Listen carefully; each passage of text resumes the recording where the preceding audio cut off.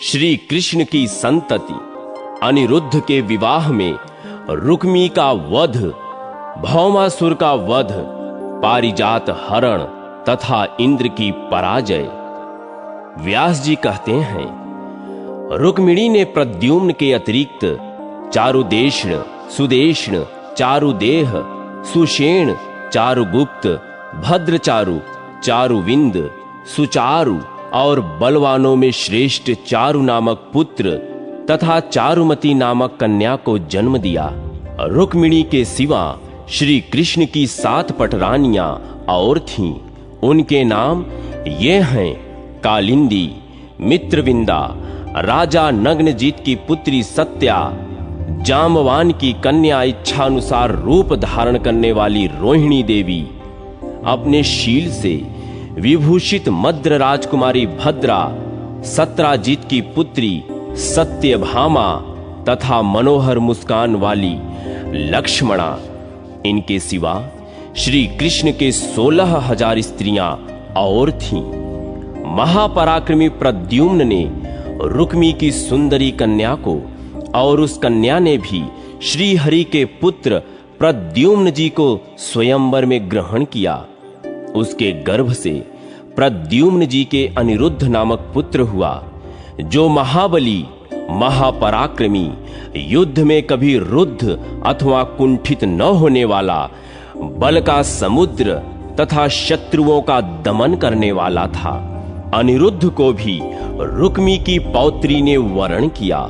यद्यपि रुक्मी श्री कृष्ण के साथ लाग डांट रखता था, तो भी उसने अपने दौहित्र अनिरुद्ध के साथ पौत्री का विवाह कर दिया।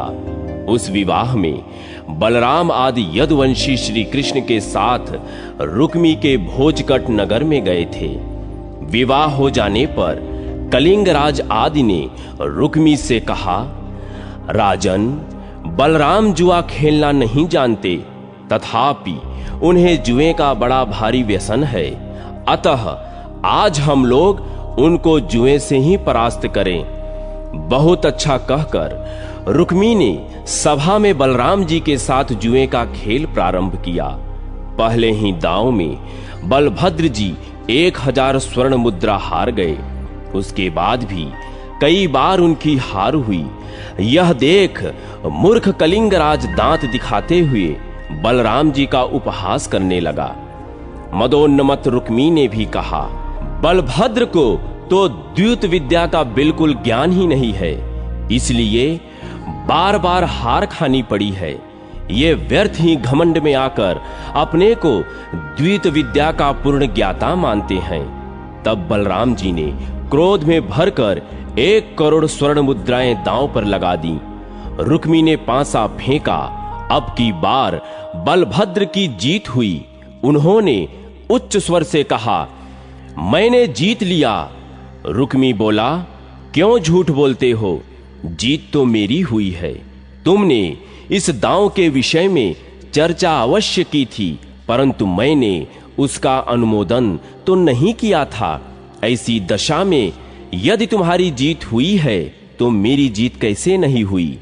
इसी समय महात्मा बलराम जी के क्रोध को बढ़ाती हुई आकाशवाणी हुई, जीत तो बलदेव जी की ही हुई है। रुक्मी झूठ बोलता है। मुंह से अनुमोदन सूचक वचन न करने पर भी जो उसने दांव को स्वीकार करके पांसा फेंका है, इस कर्म से उसका अनुमोदन सिद्ध हो जाता है। इतना सुनते ही बलराम जी क्रोध से लाल आंखें करके उठ खड़े हुए। उन्होंने जुआ खेलने के पासे से ही रुक्मी को मौत के घाट उतार दिया। फिर कांपते हुए कलिंगराज को बलपूर्वक धर दबाया और जिन्हें दिखा दिखाकर वह हंसता था, उन दांतों को कुपित होकर तोड़ डाला। फिर सभा भवन के सुवर्ण में विशाल स्तंभ को खींच लिया और क्रोध में आकर रुक्मी के पक्ष में आए हुए समस्त राजाओं का संहार कर डाला। बलराम जी के कुपित होने पर संपूर्ण राजा लोग हाहाकार करते हुए भाग खड़े हुए। बलराम जी के द्वारा रुक्मी को मारा गया सुनकर श्री कृष्ण चुप रहे। रुक्मिणी और बलराम दोनों के संकोच से वे कुछ बोल न सके। तदनंतर विवाह के बाद भगवान श्री कृष्ण अनिरुद्ध सहित यादवों को साथ ले द्वारका चले आए। एक दिन त्रिभुवन के स्वामी इंद्र मत वाले ऐरावत की पीठ पर बैठकर द्वारका में श्री कृष्ण के पास आए और इस प्रकार बोले, मधुसूदन, यद्यपि आप इस समय मनुष्य रूप में स्थित हैं, तथापि आपने रक्षक बनकर देवताओं के संपूर्ण दुख दूर कर दिए हैं। तपस्वी जनों की रक्षा के लिए अरिष्ट, धेनुक, प्रलंब तथा केशी आदि सब दैत्यों का नाश किया और कंस, कोलयापीड, बालघातिनी पूतना तथा जितने इस जगत के उपद्रव थे उन सब को आपने शांत कर दिया है। आपके भुजदंड से तीनों लोग सुरक्षित होने के कारण देवता यज्ञों में हविष्य ग्रहण करके तृप्त हो रहे हैं। जनार्दन, इस समय मैं जिस उद्देश्य से आया हूं उसे सुनकर उसके प्रतिकार का उपाय करें। भूमि का पुत्र नरक, जो इस समय प्राग ज्योतिषपुर का स्वामी है, संपूर्ण भूतों का विनाश कर रहा है। जनार्दन, उसने देवताओं, सिद्धों और राजाओं की कन्याओं का अपहरण करके अपने महल में कैद कर रखा है। वरुण का छत्र, जिससे जल की बूंदें चूती रहती हैं, अपने अधिकार में कर लिया है। मंदराचल के शिखर मणि पर्वत को भी हरण कर लिया है। इतना ही नहीं, नरकासुर ने मेरी माता अदिति के दोनों दिव्य कुंडल भी, जिनसे अमृत झरता रहता है, हर लिए हैं। अब वह मुझसे ऐरावत हाथी लेना चाहता है। गोविंद, उसका यह दुराचार मैंने आपसे निवेदन कर दिया। इसके बदले में उसके साथ जो कुछ करना चाहिए वह आप स्वयं ही विचारें। यह सुनकर भगवान देवकी नंदन मुस्कुराए और इंद्र का हाथ पकड़कर अपने सिंहासन से उठे। उन्होंने गरुण का आवाहन किया। चिंतन करते ही गरुण आ पहुंचा। भगवान सत्यभामा को बिठाकर स्वयं भी गरुण पर सवार हुए और प्राग्ञ ज्योतिषपुर की ओर चल दिए। इंद्र भी द्वारका वासियों के देखते देखते ऐरावत हाथी पर सवार हुए और प्रसन्न चित्त हो देवलोक को चले गए। प्राग्ञ ज्योतिषपुर के चारों ओर 100 योजनों तक भयंकर पाशों, लोहे के कटीलों तारों का घेरा बना था। शत्रुओं की सेना को रोकने के लिए वे पाश लगाए गए थे। श्री हरि ने सुदर्शन चक्र चलाकर उन सब पाशों को काट डाला। तब मूर नामक दैत्य ने खड़े होकर भगवान का सामना किया, किंतु भगवान ने उसे मार डाला। मूर के 7000 पुत्र थे। श्री हरि ने चक्र की धार रूपी अग्नि से उन सबको पतंगों की भांति भस्म कर दिया। मूर को मारकर उन्होंने हयग्रीव और पंचजन को भी यमलोक पठाया तथा बड़ी उतावली के साथ प्राग्ञ ज्योतिषपुर पर धावा किया। नरक बहुत बड़ी सेना के साथ सामने आया। उसके साथ श्री कृष्ण का घोर युद्ध हुआ। उसमें श्री गोविंद ने सहस्त्रों दैत्यों का संहार किया। भूमिपुत्र नरक अस्त्र शस्त्रों की वृष्टि कर रहा था। दैत्य मंडल का विनाश करने वाले श्री हरि ने चक्र चलाकर उस असुर के 2 टुकड़े कर दिए। नरक के मारे जाने पर भूमि अदिति के दोनों कुंडल लेकर उपस्थित हुई और जगदीश्वर श्री कृष्ण से इस प्रकार बोली, नाथ, आपने वाराह रूप धारण करके जिस समय मुझे उठाया था, उस समय आपका स्पर्श होने पर मेरे गर्भ से यह पुत्र उत्पन्न हुआ था। अतः इसे आपने ही दिया और आपने ही मार गिराया। ये दोनों कुंडल लीजिए और नरकासुर की संतान की रक्षा कीजिए। प्रभु, मेरा ही भार उतारने के लिए आप अंश सहित अवतार धारण करके इस लोक में आए हैं। आप ही कर्ता, विकर्ता और संहर्ता हैं। आप ही अविनाशी कारण हैं और आप ही जगत स्वरूप हैं। अच्युत, मैं आपकी क्या स्तुति कर सकती हूँ। आप परमात्मा, जीवात्मा और अविनाशी भूतात्मा हैं। अतः आपकी स्तुति हो ही नहीं सकती, फिर किस लिए असंभव चेष्टा की जाए।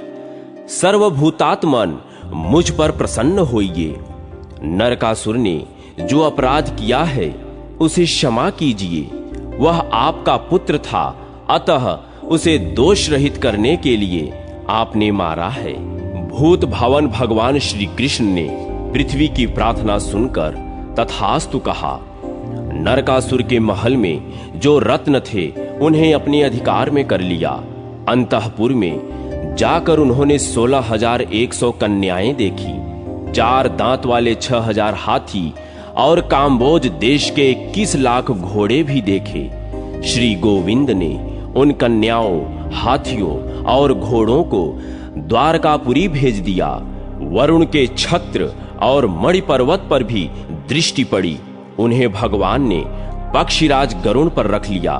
फिर सत्यभामा के साथ स्वयं भी गरुण पर सवार हो अदिति को कुंडल देने के लिए स्वर्ग लोक में गए। वरुण के छत्र, मणि पर्वत और पत्नी सहित श्री कृष्ण को पीठ पर लिए गरुण जी मौज से चले जा रहे थे। स्वर्ग के द्वार पर पहुंचकर श्री कृष्ण ने शंख बजाया। शंख की आवाज सुनकर संपूर्ण देवता अर्घ्य पात्र लेकर भगवान की सेवा में उपस्थित हुए। उनके द्वारा पूजित हो भगवान श्री कृष्ण देव माता अदिति के महल में गए। वह भव्य भवन श्वेत बादलों के समान धवल और पर्वत शिखर के सदृश ऊंचा था। उसमें प्रवेश करके भगवान ने अदिति को देखा और इंद्र सहित उनके चरणों में प्रणाम किया। फिर दोनों दिव्य कुंडल उन्हें अर्पित किए और नरकासुर के मारे जाने का समाचार भी कह सुनाया। इससे जगन्न माता अदिति को बड़ी प्रसन्नता हुई। उन्होंने भगवान में मन लगाकर जगदाधार श्री हरि का इस प्रकार स्तवन किया। अदिति बोली, भक्तों को अभय देने वाले कमल नयन परमेश्वर, आपको नमस्कार है। आप सनातन आत्मा, भूतात्मा, सर्वात्मा और भूत भावन हैं। मन, बुद्धि और इंद्रियों के प्रेरक हैं। गुण स्वरूप आप श्वेत, दीर्घ आदि संपूर्ण कल्पनाओं से रहित हैं। जन्म आदि विकारों से पृथक हैं तथा स्वप्न आदि तीनों अवस्थाओं से परे हैं। आपको नमस्कार है। अच्युत, संध्या, रात्रि, दिन, भूमि, आकाश, वायु, जल, अग्नि, मन, बुद्धि और अहंकार सब आप ही हैं। ईश्वर, आप ब्रह्मा, विष्णु और शिव नामक अपनी मूर्तियों से जगत की सृष्टि, स्थिति और संहार करने वाले हैं। आप कर्ताओं के भी अधिपति हैं। यह चराचर जगत आपकी मायाओं से व्याप्त है। जनार्दन, अनात्म वस्तु में जो आत्म बुद्धि होती है वह आपकी माया है। उसी के द्वारा अहंता और ममता का भाव उत्पन्न होता है। नाथ, इस संसार में जो कुछ होता है वह सब आपकी माया की ही चेष्टा है। भगवान, जो मनुष्य अपने धर्म में तत्पर हो आपकी निरंतर आराधना करते हैं, वे अपनी मुक्ति के लिए इस सारी माया को तर जाते हैं। ब्रह्मा आदि संपूर्ण देवता, मनुष्य और पशु, ये सभी श्री विष्णु के महान भंवर में पड़े हुए मोहांधकार से आवृत हैं। भगवान, जो आपकी आराधना करके भोगों को प्राप्त करना चाहते हैं वे आपकी माया द्वारा बंधे हुए हैं। मैंने भी पुत्र की कामना से और शत्रु पक्ष का नाश करने के लिए आपकी आराधना की है, मोक्ष के लिए नहीं। यह आपकी माया का ही विलास है। पुण्य रहित मनुष्य यदि कल्प वृक्ष के भी कौपीन मात्र ही लेने की इच्छा करे तो यह अपराध उसके अपने ही पाप कर्मों का है। अपनी माया से संपूर्ण जगत को मोहित करने वाले अविनाशी परमेश्वर, मुझ पर प्रसन्न होइए। ज्ञान स्वरूप संपूर्ण भूतेश्वर, मेरे अज्ञान का नाश कीजिए। आपके हाथों में चक्र, श्रांग, धनुष, गदा और शंख शोभा पाते हैं। विष्णु, आपको बारंबार नमस्कार है।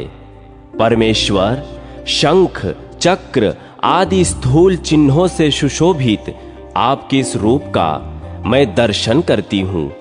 आपका जो परम सूक्ष्म स्वरूप है उसको मैं नहीं जानती। आप मुझ पर प्रसन्न होइए।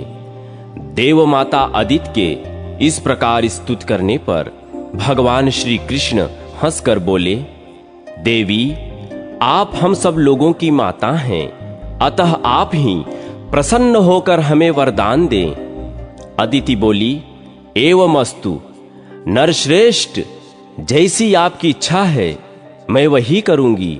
आप मर्त्यलोक में संपूर्ण देवताओं और असुरों से अजेय होंगे। तदनंतर सत्यभामा ने इंद्राणी सहित अदिति को प्रणाम किया और कहा, देवी आप मुझ पर भी प्रसन्न हो। अदिति ने कहा, सुभ्रु मेरी कृपा से तुम्हें वृद्धावस्था और कुरूपता नहीं स्पर्श कर सकती। तुम्हारी संपूर्ण कामनाएं पूर्ण होंगी। तत्पश्चात अदिति की आज्ञा से देवराज इंद्र ने भगवान श्री कृष्ण का आदर पूर्वक पूजन किया। श्री कृष्ण भी सत्यभामा के साथ देवताओं के नंदनवन आदि संपूर्ण उद्यानों में घूमने फिरने लगे। एक स्थान पर भगवान श्री कृष्ण ने पारिजात का वृक्ष देखा, जो परम सुगंधित मंजरियों से सुशोभित, शीतलता और आह्लाद प्रदान करने वाला, ताम्र वर्ण के पल्लवों से अलंकृत और सुवर्ण के समान कांतिमान था। अमृत के लिए समुद्र का मंथन होते समय वह प्रकट हुआ था। उसे देखकर सत्यभामा ने श्री गोविंद से कहा, नाथ इस वृक्ष को आप द्वारका क्यों नहीं ले चलते? आप कहते हैं सत्यभामा मुझे बड़ी प्रिय है। यदि आपकी यह बात सत्य हो तो मेरे घर के आंगन की शोभा बढ़ाने के लिए इस वृक्ष को ले चलिए।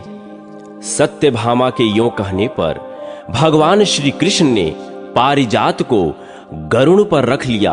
यह देख उस वन के रक्षकों ने कहा, गोविंद देवराज की महारानी जो शची है उनका इस पारिजात पर अधिकार है। आप उनके इस प्रिय वृक्ष को न ले जाइए। देवताओं ने अमृत मंथन के समय महारानी शची को विभूषित करने के लिए ही इस वृक्ष को प्रकट किया था।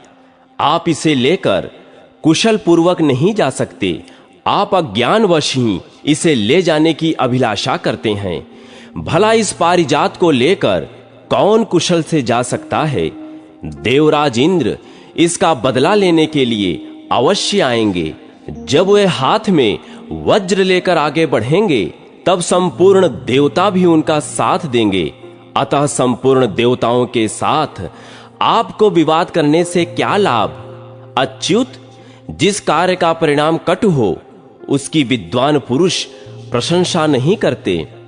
वन रक्षकों के यों कहने पर सत्यभामा देवी अत्यंत कुपित होकर बोली, शची अथवा देवराज इंद्र इस पारिजात को लेने वाले कौन होते हैं? यदि यह अमृत मंथन के समय समुद्र से निकला है तब तो इस पर संपूर्ण लोकों का समान अधिकार है। इसे इंद्र अकेले कैसे ले सकते हैं? यदि अपने पति की भुजाओं के बल का अधिक घमंड होने के कारण शची इस वृक्ष को रोकती है तो तुम लोग शीघ्र शची के पास जाकर मेरी यह बात कहो। सत्यभामा अपने पति पर गर्व करके धृष्टता पूर्वक कहती है कि यदि तुम अपने पति को अत्यंत प्रिय हो तो पारिजात वृक्ष को लेकर जाते हुए मेरे पति को उनके द्वारा रोक लो। यह सुनकर रक्षकों ने शची के पास जा सत्यभामा की कही हुई सारी बातें ज्यों की त्यों सुना दी। शची ने भी अपने स्वामी देवराज इंद्र को युद्ध के लिए उत्साहित किया। तब इंद्र पारिजात के लिए संपूर्ण देवसेना को साथ ले श्री हरि से युद्ध करने को उद्यत हुए। जब इंद्र हाथ में वज्र लेकर युद्ध करने के लिए खड़े हुए तब समस्त देवता भी परिघ, खड्ग, गदा और शूल आदि आयुधों के साथ तैयार हो गए। भगवान श्री कृष्ण ने देखा इंद्र ऐरावत पर सवार हो देव परिवार को साथ ले युद्ध के लिए उपस्थित हैं, तब उन्होंने पांचजन्य शंख बजाया। उसकी ध्वनि से संपूर्ण दिशाएं गूंज उठी। साथ ही उन्होंने सहस्त्रों और लाखों बाणों की वर्षा आरंभ कर दी। उन बाणों से संपूर्ण दिशाएं और आकाश आच्छादित हो गए। यह देख संपूर्ण देवता भी अनेक प्रकार के अस्त्र शस्त्रों की वर्षा करने लगे। संपूर्ण जगत के स्वामी भगवान मधुसूदन ने देवताओं के छोड़े हुए एक एक अस्त्र शस्त्र के खेल खेल में ही हजारों टुकड़े कर डाले। पक्षीराज गरुण ने वरुण के पाश को खींच लिया और छोटे छोटे सांपों के शरीर की भांति उसके खंड खंड कर डाले। भगवान देवकी नंदन ने यमराज के चलाए हुए दंड को गदा की मार से टूक टूक करके पृथ्वी पर गिरा दिया। कुबेर की शिविका को चक्र से तिल तिल करके काट डाला। सूर्य और चंद्रमा उनकी दृष्टि पड़ते ही अपना तेज और प्रभाव खो बैठे। अग्निदेव के सैकड़ों टुकड़े हो गए। आठों वसुओं ने भगवान के बाणों की चोट खाकर आठों दिशाओं की शरण ली। 11 रुद्र भी धराशायी हो गए। उनके त्रिशूलों के अग्रभाग चक्र की धार से छिन्न भिन्न हो गए। साध्य, विश्वदेव, मरुदगण और गंधर्व शांग धनुषधारी भगवान श्री कृष्ण के बाणों से आहत हो सेमर की रुई के समान आकाश में उड़ने लगे। गरुण तो सदा आकाश में ही चलने वाले ठहरे। उन्होंने चोंच से, पंखों से और पंजों से भी देवताओं और दानवों को घायल कर डाला। तदनंतर देवराज इंद्र और भगवान मधुसूदन एक दूसरे पर हजार हजार बाणों की वृष्टि करने लगे, मानो दो मेघ परस्पर जल की धाराएं बरसाते हों। ऐरावत और गरुण में घमासान युद्ध होने लगा। जब सब प्रकार के अस्त्र शस्त्र कटकर गिर गए, तब इंद्र ने वज्र और श्री कृष्ण ने सुदर्शन चक्र हाथ में लिया। उन दोनों को वज्र और चक्र हाथ में लिए देख चराचर जीवों सहित संपूर्ण त्रिलोकी में हाहाकार मच गया। अंतोगत्वा इंद्र ने वज्र को चला ही दिया, किंतु भगवान श्री कृष्ण ने उसे हाथ में पकड़ लिया। उन्होंने अपना चक्र नहीं छोड़ा, केवल इतना ही कहा, खड़ा रह, खड़ा रह। देवराज का वज्र व्यर्थ हो गया और उनके वाहन को गरुड़ ने शत विशत कर डाला। अतः वै रणभूमि से भागने लगे। उस समय सत्यभामा ने कहा, त्रिलोकीनाथ, आप तो महारानी शची के पति हैं। आपका युद्ध भूमि से भागना उचित नहीं है। पारिजात पुष्पों के हार से सुशोभित एवं प्रेम पूर्वक आई हुई शची को यदि आप पहले की भांति विजयी होकर नहीं दिखेंगे तो आपके लिए यह देवराज का पद कैसा प्रतीत होगा। इंद्र, अब अधिक प्रयास करने की क्या आवश्यकता। आप लज्जा का अनुभव न करें। आप यह पारिजात ले जाइए, जिससे देवताओं की पीड़ा दूर हो। मैं आपके घर गई थी, किंतु शची ने पति के गर्व से उन्मत्त होकर मुझे आदर के साथ नहीं देखा। मैं भी स्त्री ही ठहरी और मुझे भी अपने पति पर गर्व है, तथा स्त्री होने के कारण मेरा चित्त भी अधिक गंभीर नहीं है। इसलिए मैंने आपके साथ युद्ध ठान दिया। यह पारिजात दूसरे का धन है, इसका अपहरण करने से मुझे कोई लाभ नहीं। सत्यभामा के यों कहने पर देवराज इंद्र लौट आए और बोले, मानिनी, खेद को अधिक बढ़ाने से क्या लाभ। जो संपूर्ण जगत की सृष्टि, पालन और संहार करने वाले हैं, उन विश्व रूपधारी परमेश्वर से युद्ध में हार जाने पर भी मुझे लज्जा नहीं हो सकती। देवी, जिनका आदि, अंत और मध्य नहीं है, जिनमें संपूर्ण जगत की स्थिति है, जिनसे इसकी उत्पत्ति हुई है और जिन सर्वभूतमय परमेश्वर से ही इसका संहार होगा, उन सृष्टि पालन और संहार के कारणभूत परमात्मा से परास्त होने पर भी मुझे लज्जा नहीं आती। जिनकी अत्यंत अल्प और सूक्ष्म मूर्ति को, जो संपूर्ण जगत की जननी है, सब वेदों के ज्ञाता होने पर भी दूसरे मनुष्य नहीं जान पाते, जो स्वेच्छा से ही सदा जगत का उपकार करते हैं, उन अजन्मा, अकर्ता तथा सबके आदिभूत इन सनातन परमेश्वर को जीतने में कौन समर्थ हो सकता है। व्यास जी कहते हैं, देवराज इंद्र के इस प्रकार स्तुत करने पर भगवान श्री कृष्ण ने गंभीर भाव से हंसकर कहा, जगतपते, आप देवराज इंद्र हैं और हम मनुष्य हैं। आपको मेरे द्वारा किया हुआ यह अपराध क्षमा करना चाहिए। यह रहा आपका पारिजात वृक्ष, इसे इसके योग्य स्थान पर ले जाइए। इंद्र, मैंने तो केवल सत्यभामा की बात रखने के लिए ही इसको ले लिया था। आपने मेरे ऊपर जो वज्र चलाया था उसे भी लीजिए। यह शत्रु संहारक अस्त्र आपका ही है। इंद्र बोले, प्रभो, मैं मनुष्य हूं, यों कहकर आप मुझे क्यों मोह में डाल रहे हैं। भगवान, हम तो आपके इस सगुण स्वरूप को ही जानते हैं। आपके सूक्ष्म स्वरूप का ज्ञान हमें नहीं है। जगन्नाथ, आप जो कोई भी हो, इस समय जगत की रक्षा में तत्पर हैं। असुरसूदन, आप संसार का कंटक दूर कर रहे हैं। श्री कृष्ण, यह पारिजात आप द्वारकापुरी को ले जाएं। जब आप मर्त्यलोक छोड़ देंगे तब यह पृथ्वी पर नहीं रहेगा। बहुत अच्छा कहकर भगवान श्री हरि भूलोक में चले आए। उस समय सिद्ध, गंधर्व तथा ऋषि, महर्षि उनकी स्तुति कर रहे थे। उत्तम पारिजात वृक्ष लेकर श्री कृष्ण सहसा द्वारिकापुरी के ऊपर जा पहुंचे। उन्होंने शंख बजाकर द्वारिका वासियों के हृदय में हर्ष भर दिया। फिर सत्यभामा के साथ गरुड़ से उतरकर पारिजात को उनके आंगन में लगाया। उसके नीचे जाने पर सब लोगों को अपने पूर्व जन्म की बातें याद आ जाती थीं। उसके फूलों की सुगंध से 12 कोस तक पृथ्वी सुवासित रहती थी। संपूर्ण यादवों ने उस वृक्ष के पास जाकर जब अपना मुख देखा, तब उन्होंने अपने को अमानव देवता तुल्य पाया। भगवान श्री कृष्ण का 16,000 स्त्रियों से विवाह और उनकी संतति तथा उषा का अनिरुद्ध के साथ विवाह।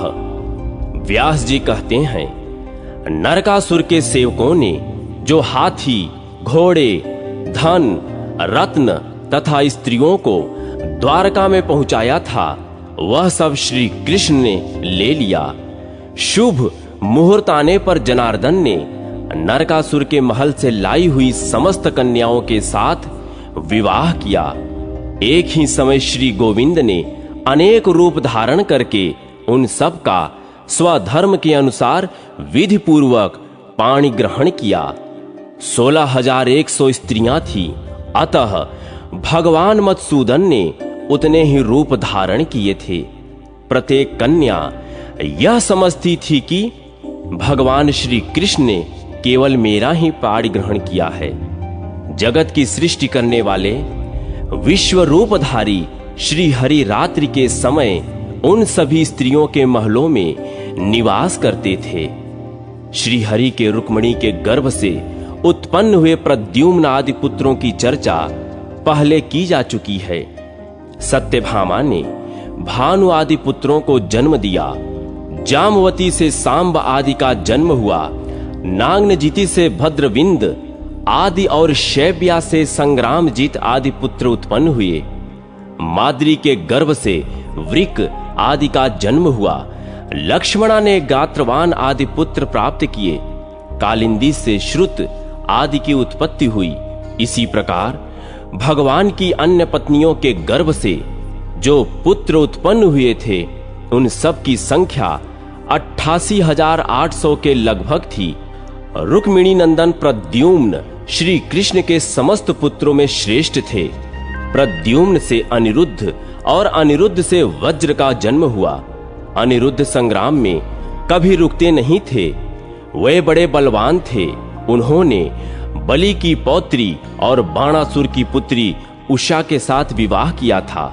उस विवाह में भगवान श्री कृष्ण तथा शंकर में बड़ा भयंकर युद्ध हुआ था। उस समय श्री कृष्ण ने चक्र से बाणासुर की सहस्त्र भुजाएं काट डाली। मुनियों ने पूछा, ब्राह्मण, उषा के लिए महादेव जी तथा श्री कृष्ण में युद्ध क्यों हुआ तथा श्री हरि ने बाणासुर की भुजाओं का उच्छेद क्यों किया? महाभाग, आप यह संपूर्ण वृत्तांत हमें बताइए। इस सुंदर कथा को सुनने के लिए हमें बड़ा कौतूहल हो रहा है। व्यास जी ने कहा, ब्राह्मणों, बाणासुर की पुत्री उषा को स्वप्न में किसी पुरुष ने आलिंगन किया। उषा का भी उसके प्रति अनुराग हो गया। इतने में ही उसकी नींद खुल गई। जागने पर उस पुरुष को न देखने के कारण उषा उत्कंठित होकर बोल उठी, प्यारे, तुम कहां चले गए?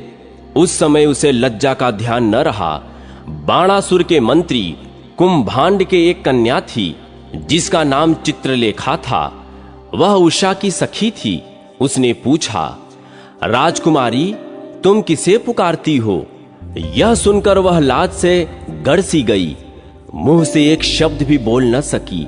तब चित्रलेखा ने उसे बहुत विश्वास दिलाया और सब बातें उसके मुख से निकलवा ली। चित्रलेखा को जब यथार्थ बात मालूम हो गई तब उषा ने उससे कहा, पार्वती देवी ने मुझे इसी प्रकार पति की प्राप्ति होने का वरदान दिया है, अतः तुम उस पुरुष को प्राप्त करने के लिए जो उपाय हो सके उसे करो। तब चित्रलेखा ने एक पट पर प्रधान प्रधान देवताओं, दैत्यों, गंधर्वों और मनुष्यों का चित्र लिखकर उषा को दिखाया। उषा ने गंधर्वों, नागों, देवताओं और दैत्यों को छोड़कर मनुष्यों की ओर दृष्टि दी। उनमें भी अंधक और वृष्ण वंशों के लोगों पर विशेष ध्यान दिया। श्री कृष्ण और बलराम के चित्रों को देखकर वह सुंदरी कुछ लज्जित हो गई।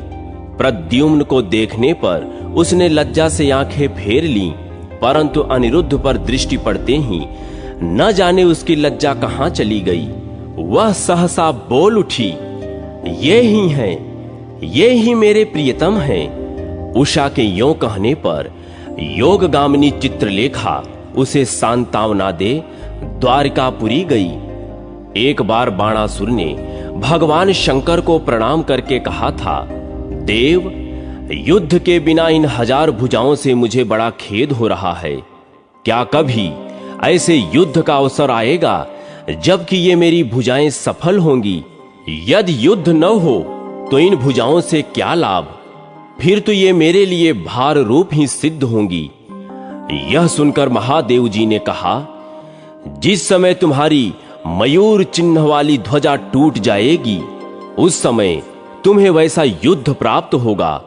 इससे बाणासुर को बड़ी प्रसन्नता हुई। वह भगवान शिव को प्रणाम करके घर चला आया। कुछ काल के बाद उसकी मयूर ध्वजा टूटकर गिर गई। यह देखकर उसके हर्ष की सीमा न रही। इसी समय चित्रलेखा अपनी योग विद्या के बल से अनिरुद्ध को बाणासुर के भवन में ले आई।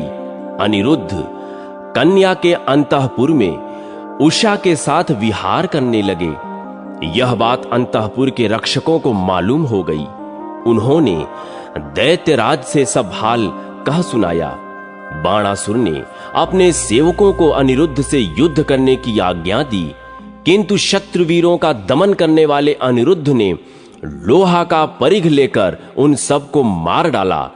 सेवकों के मारे जाने पर बाणासुर स्वयं ही रथ पर आरूढ़ हो अनिरुद्ध का वध करने के लिए उद्यत हुआ। अपनी शक्ति भर युद्ध करने पर भी जब उस वीरवर अनिरुद्ध को परास्त न कर पाया, तब वह मंत्री की प्रेरणा से माया द्वारा युद्ध करने लगा। इस प्रकार उसने यदुनंदन अनिरुद्ध को नागपाश से बांध लिया। उधर द्वारका में अनिरुद्ध की खोज हो रही थी। समस्त यदुवंशी आपस में कह रहे थे, अनिरुद्ध सहसा कहां चले गए। उसी समय देवर्षि नारद जी द्वारका में पहुंचे और उन्होंने बताया कि अनिरुद्ध को बाणासुर ने शोणितपुर में बांध रखा है। उन्हें योग विद्या में चतुर युवती चित्रलेखा अपने साथ ले गई थी।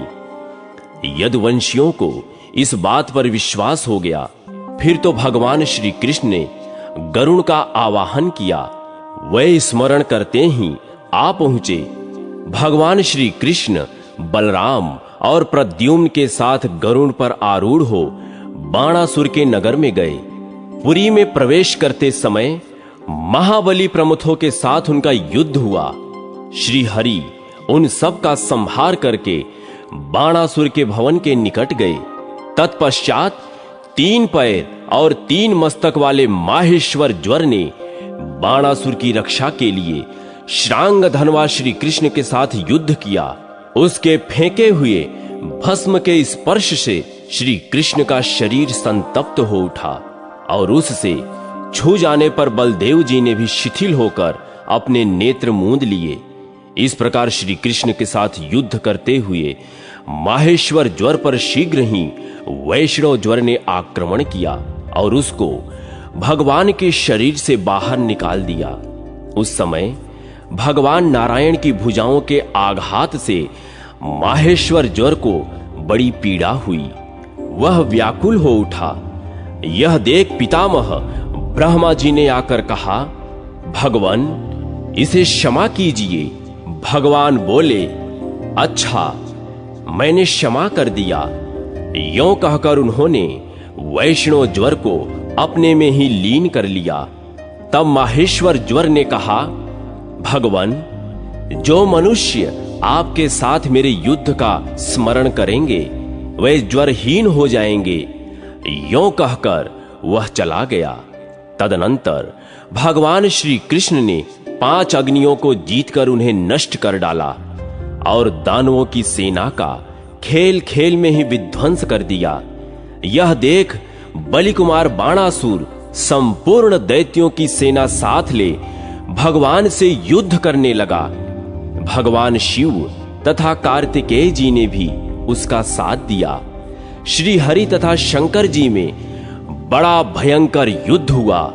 उनके चलाए हुए नाना प्रकार के अस्त्र शस्त्रों की मार से पीड़ित हो समस्त लोग क्षुब्ध हो उठे। उस महायुद्ध को होते देख देवताओं ने समझा निश्चय ही समस्त संसार के लिए प्रलय काल आ गया। तब भगवान श्री कृष्ण ने जृंभणास्त्र के द्वारा शंकर जी को स्तब्ध कर दिया। वे युद्ध छोड़कर जम्हाई लेने लगे। यह देख दैत्य और प्रथम गण चारों दिशाओं में भाग गए। भगवान शंकर जृंभा से विवश हो रथ के पिछले भाग में बैठ गए। उस समय वे अनायास ही सब कुछ करने वाले श्री कृष्ण के साथ युद्ध न कर सके। गरुड़ ने कार्तिकेय की भुजाओं को शत विशत कर दिया। प्रद्युम्न ने भी अपने अस्त्र शस्त्रों से उन्हें पीड़ित किया तथा श्री कृष्ण के हुंकार से उनकी शक्ति नष्ट हो गई। अतः वे युद्ध से भाग गए। इस प्रकार जब महादेव जी जम्हाई लेने लगे, दैत्य सेना नष्ट हो गई, कार्तिकेय जी परास्त हो गए और प्रमथों का संहार हो गया। तब श्री कृष्ण प्रद्युम्न और बलराम जी के साथ युद्ध करने के लिए एक विशाल रथ पर आरूढ़ हो बाणासुर वहां आया। साक्षात नंदीश्वर सारथी बनकर उसके घोड़ों की बागडोर संभाले हुए थे। महापराक्रमी बलभद्र और प्रद्युम्न ने अनेकों बाणों से बाणासुर की सेना को बींध डाला। वह सेना वीर धर्म से भ्रष्ट होकर रणभूमि से भागने लगी।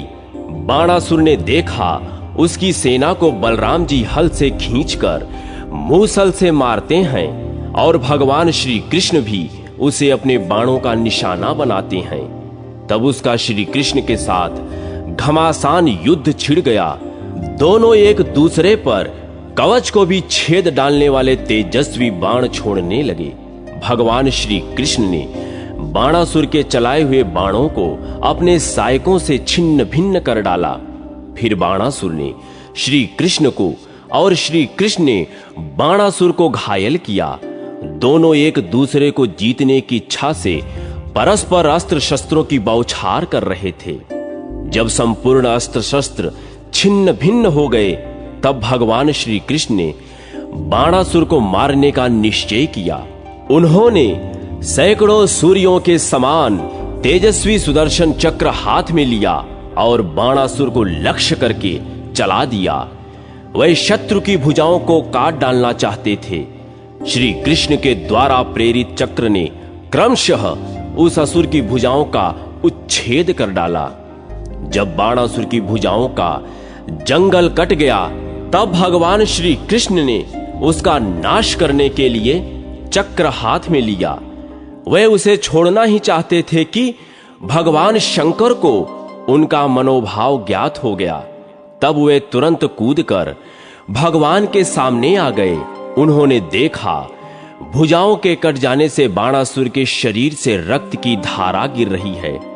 तब शांतिपूर्वक भगवान की स्तुति करते हुए, कृष्ण कृष्ण जगन्नाथ, मैं आपको जानता हूं, आप पुरुषोत्तम, परमेश्वर, परमात्मा और आदि अंत से रहित पर ब्रह्म हैं। आप जो देवता, पशु, पक्षी तथा मनुष्यों की योनि में शरीर धारण करते हैं, यह आपकी लीला मात्र है। आपकी चेष्टा दैत्यों का वध करने के लिए होती है। प्रभु प्रसन्न होइए, मैंने बाणासुर को अभय दे रखा है। आपको मेरी बात असत्य नहीं करनी चाहिए। मेरा आश्रय पाने से यह दैत्य बहुत बढ़ गया है। वास्तव में यह आपका अपराधी नहीं है। मैंने ही इसे वरदान दिया था, अतः मैं ही इसके लिए आपसे क्षमा चाहता हूं। भगवान शंकर के यों कहने पर भगवान श्री कृष्ण का मुख प्रसन्न हो गया। बाणासुर के प्रति उनके मन में कोई अमर्ष नहीं रह गया। उन्होंने शिव जी से कहा, शंकर, यदि आपने इसे वर दे रखा है तो यह बाणासुर जीवित रहे। आपके वचनों का गौरव रखने के लिए हमने अपना चक्र लौटा लिया है।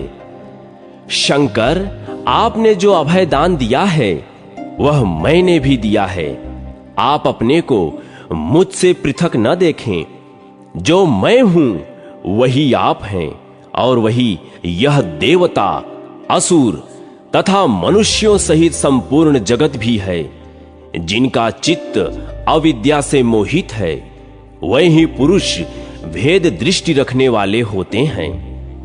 यों कहकर भगवान श्री कृष्ण अनिरुद्ध के पास गए। उनके जाते ही अनिरुद्ध को बांधने वाले नाग भाग खड़े हुए। गरुड़ की पंखों की हवा लगने से वे सूख गए थे। तदनंतर पत्नी सहित अनिरुद्ध को गरुड़ पर चढ़ाकर भगवान श्री कृष्ण, बलराम और प्रद्युम्न द्वारकापुरी में आए। पौंड्रक का वध और बलराम जी के द्वारा हस्तिनापुर का आकर्षण। मुनियों ने कहा, भगवान श्री कृष्ण ने मानव शरीर धारण करके बहुत बड़ा पराक्रम किया, जो उन्होंने लीला पूर्वक ही इंद्र, महादेव जी तथा संपूर्ण देवताओं को जीत लिया। मुनिश्रेष्ठ, देवताओं की चेष्टा का विघात करने वाले भगवान ने और भी जो कर्म किए थे, वे सब हमसे कहिए। हमें उन्हें सुनने के लिए बड़ा कौतूहल हो रहा है। व्यास जी बोले, मुनिवरों, बतलाता हूं।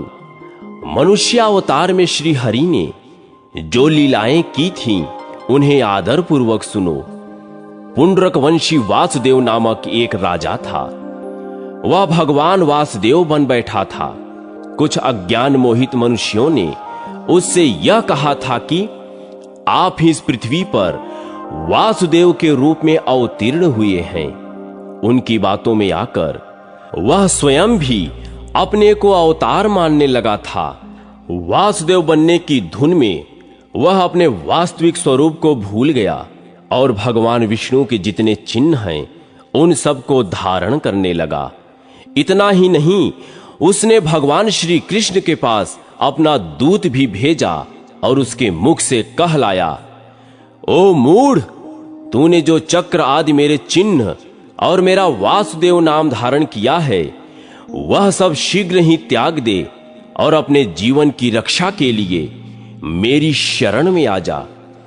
यह सुनकर भगवान श्री कृष्ण हंस पड़े और दूत से बोले, तुम जाकर राजा पौंड्रक से मेरी यह बात कहना। राजन, मैंने तुम्हारे वचनों का तात्पर्य भली भांति समझ लिया है। अब तुम्हें जो कुछ करना हो वह करो। मैं अपने चिन्ह को साथ लेकर ही तुम्हारे नगर में आऊंगा और उस चिन्ह स्वरूप चक्र को तुम्हारे ऊपर ही छोड़ूंगा। इसमें तनिक भी संदेह नहीं है। तुमने जो आज्ञा पूर्वक आने का संदेश दिया है, उसका मैं अविलंब पालन करूंगा। कल सवेरे ही तुम्हारी पुरी में पहुंच जाऊंगा। तुम्हारे वहां आकर मैं वह कार्य करूंगा जिससे फिर तुमसे कोई भय नहीं रह जाएगा। श्री कृष्ण के यों कहने पर दूत चला गया। तब भगवान ने गरुण का स्मरण किया। गरुण तुरंत आ पहुंचे। भगवान उनकी पीठ पर सवार हुए और पौंड्रक के नगर में गए। श्री कृष्ण के आक्रमण की बात सुनकर काशीराज अपनी समस्त सेनाओं के साथ पौंड्रक की सहायता में आ गया। तब अपनी और काशीराज की विशाल सेना लेकर पौंड्रक वासुदेव श्री कृष्ण का सामना करने के लिए गया। भगवान ने दूर से ही देखा, पौंड्रक एक विशाल रथ पर बैठा है। उसने अपने हाथों में कृत्रिम शंख, चक्र और गदा ले रखे हैं। एक हाथ में कमल भी है। गले में वनमाला के स्थान पर एक बहुत बड़ा हार लटक रहा है। श्रांग धनुष की तरह का एक धनुष भी है। रथ पर गरुण चिन्ह से अंकित एक ध्वजा फहरा रही है और उसकी छाती में श्री वत्स का कृत्रिम चिन्ह भी बना हुआ है।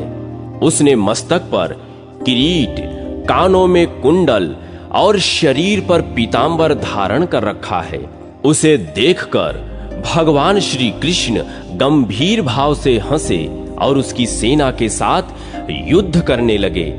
श्रांग धनुष से छूटे हुए बाणों से, गदा से और चक्र की मार से उन्होंने काशीराज की सेना का संहार कर डाला और अपने समान चिन्ह धारण करने वाले अज्ञानी पौंड्रक से कहा, पौंड्रक, तुमने जो दूत के मुख से मुझे कहला भेजा था कि तुम अपने चिन्ह छोड़ दो, सो अब मैं तुम्हारे आदेश का पालन करता हूं। लो, यह चक्र छोड़ा, यह गदा छोड़ दी और इस गरुड़ को भी छोड़ा। यह तुम्हारी भुजा पर आरूढ़ हो जाए। यों कहकर भगवान ने अपने छोड़े हुए चक्र से पौंड्रक को विदीर्ण कर डाला। गदा के आघात से उसे पृथ्वी पर गिरा दिया और गरुड़ ने उसके कृत्रिम गरुड़ को भी तोड़ फोड़ डाला। पौंड्रक के मारे जाने पर वहां लोगों में हाहाकार मच गया। तब काशीराज अपने मित्र का बदला चुकाने के लिए श्री कृष्ण के साथ युद्ध करने लगे। श्री कृष्ण ने श्रांग धनुष द्वारा छोड़े हुए बाणों से काशीराज का मस्तक काटकर उसे काशीपुरी में फेंक दिया। यह लोगों के लिए बड़े विस्मय का कार्य था। इस प्रकार पौंड्रक और काशीराज को सेवकों सहित मारकर भगवान श्री कृष्ण द्वारका में चले आए और वहां स्वर्गलोक में स्थित देवता की भांति विहार करने लगे। मुनियों ने कहा, मुने, अब हम परम बुद्धिमान बलराम जी के शौर्य और पराक्रम का वृत्तांत सुनना चाहते हैं। आप उसी का वर्णन कीजिए। व्यास जी बोले, मुनियों, बलराम जी इस पृथ्वी को धारण करने वाले साक्षात भगवान शेष हैं। उनकी महिमा अनंत है, वे अप्रमेय हैं। उन्होंने जो कार्य किया उसका वर्णन करता हूं। सुनो, दुर्योधन की पुत्री कुमारी लक्ष्मणा स्वयंवर में जा रही थी। उस समय जाम्बवती के पुत्र वीरवर सांब ने उसे बलपूर्वक हर लिया। यह देख महापराक्रमी कर्ण, दुर्योधन, भीष्म और द्रोण आदि बहुत कुपित हुए। उन्होंने सांब को युद्ध में जीतकर कैद कर लिया। यह सुनकर संपूर्ण यादवों ने दुर्योधन आदि पर बड़ा क्रोध किया और उनका विनाश कर डालने के लिए भारी तैयारी की। तब बलराम जी ने यादवों को रोककर कहा, मैं अकेला ही कौरवों के यहां जाता हूं, वे मेरे कहने से सांब को छोड़ देंगे। तदनंतर बलराम जी हस्तिनापुर में जाकर बाहर के उद्यान में ठहर गए, नगर में नहीं गए। बलराम जी को आया जान दुर्योधन आदि कौरवों ने उन्हें गौ, अर्घ्य और जल भेंट किए। वह सब विधि पूर्वक स्वीकार करके बलराम जी ने कौरवों से कहा, राजा उग्रसेन की आज्ञा है कि तुम सब लोग सांब को शीघ्र छोड़ दो। बलदेव जी की यह बात सुनकर भीष्म, द्रोण, कर्ण और दुर्योधन आदि के क्रोध की सीमा न रही। राजा बाहलिक आदि भी कुपित हो उठे।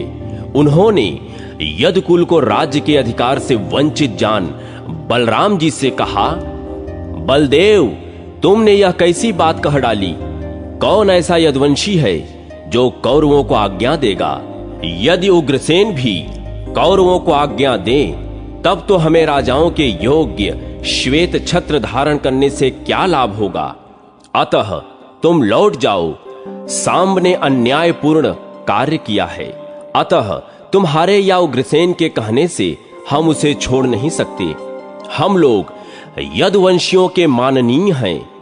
कुकुर और अंधक वंशों के लोग सदा हमको प्रणाम किया करते थे, अब वो ऐसा नहीं करते तो न सही, किंतु स्वामी को सेवक की ओर से यह आज्ञा देने की बात कैसी?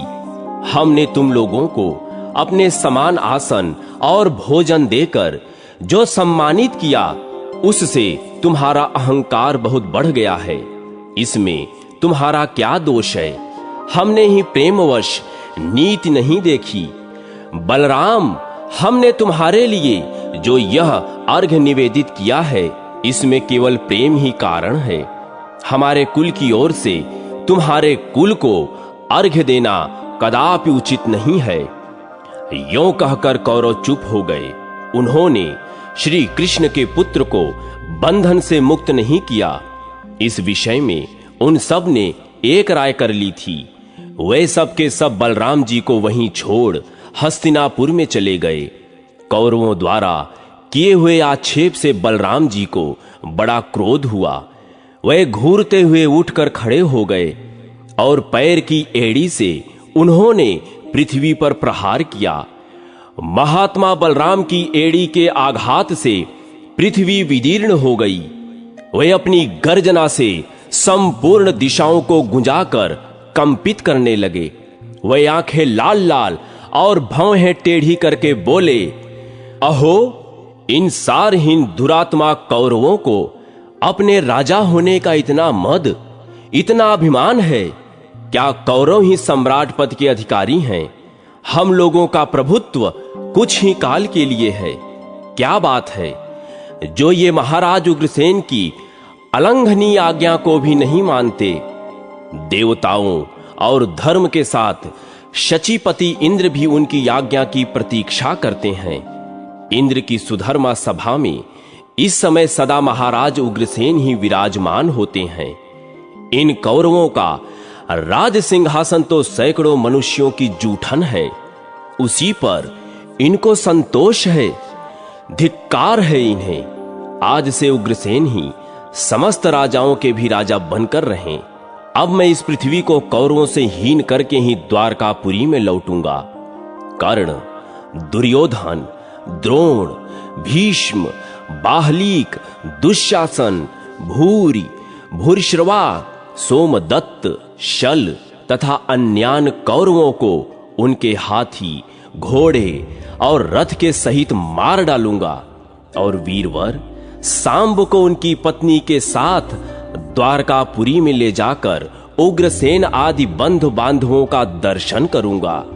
अथवा देवराज इंद्र की प्रेरणा से हमें शीघ्र ही पृथ्वी का भार उतारना है, इसलिए समस्त कौरवों के साथ उनके हस्तिनापुर नगर को अभी गंगा में डाले देता हूं। यों कहकर क्रोध से लाल आंखें किए बलभद्र जी ने अपने हल का मुख नीचे की ओर किया और चहार दीवारी की जड़ में धंसाकर खींचा।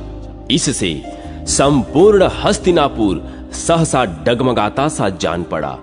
यह देख समस्त कौरव व्याकुल चित्त होकर हाहाकार करने लगे और बलराम जी के पास आकर बोले, महाबाहु राम, बलराम, क्षमा कीजिए, क्षमा कीजिए। मूसला युद्ध अपना क्रोध शांत कीजिए और हम पर प्रसन्न होइए। बलराम ये पत्नी सहित सांब आपकी सेवा में समर्पित हैं। हम आपका प्रभाव नहीं जानते, इसी से हम लोगों के द्वारा आपका अपराध हुआ है। अब कृपया उसे क्षमा करें। यों कहकर कौरवों ने पत्नी सहित सांब को बलभद्र जी के सामने उपस्थित कर दिया। भीष्म, द्रोण और कृपाचार्य आदि बलराम जी को प्रणाम करके प्रिय वचन कहने लगे। तब बलवानों में श्रेष्ठ बलराम ने कहा, अच्छा, मैंने क्षमा कर दिया। इस समय भी हस्तिनापुर गंगा की ओर कुछ झुका सा दिखाई देता है। यह बलवान और शूरवीर बलराम का ही प्रभाव है। तदनंतर कौरवों ने बलराम जी के सहित सांब का पूजन करके बहुत से दहेज और नववधु के साथ उन्हें द्वारकापुरी में भेज दिया।